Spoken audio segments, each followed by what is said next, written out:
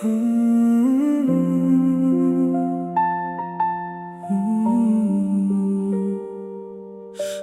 ត្រីនេះស្ងាត់ជាងរាល់យប់មានតែខ្យល់បក់កាត់បេះដូងក្រោមពន្លឺច័ន្ទស្រទន់បងនឹកដល់អនុស្សាវរីយ៍ចាស់កន្លែងដែលយើងធ្លាប់អង្គុយថ្ងៃនេះនៅសល់តែភាពឯការូបអូននៅក្នុងទូរស័ព្ទបងមិនទាន់ហ៊ានលុបចេញ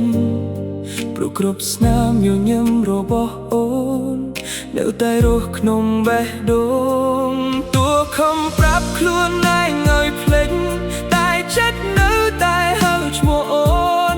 ព្រោះវិនាទីនៃរាត្រីនេះមានតែទឹកភ្នែកជាដៃគូរាត្រីឯកាខ្ញុំនៅអង្គុយនឹកអូ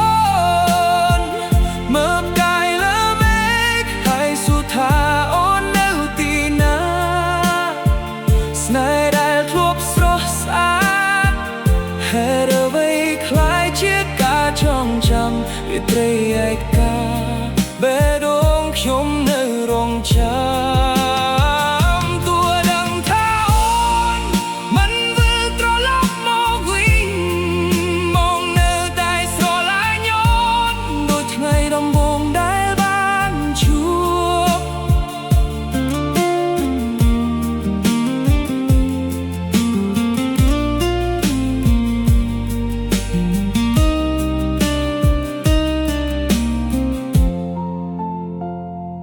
ភ្លៀងធ្លាក់នៅក្រៅបងអួយ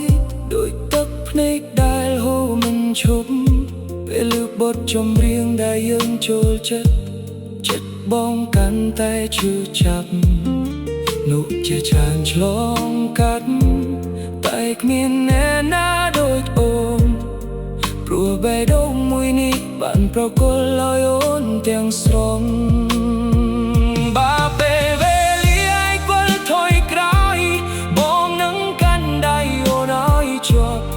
មិនណាលឺពាក្យថាលា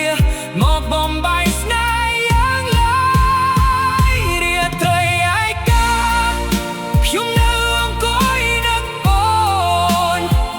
ក្រោមពន្លឺច័ន្ទតែធ្លាប់បំភ្លឺស្នេហ៍យើងទោះអូនទៅឆ្ងាយប៉ុណ្ណា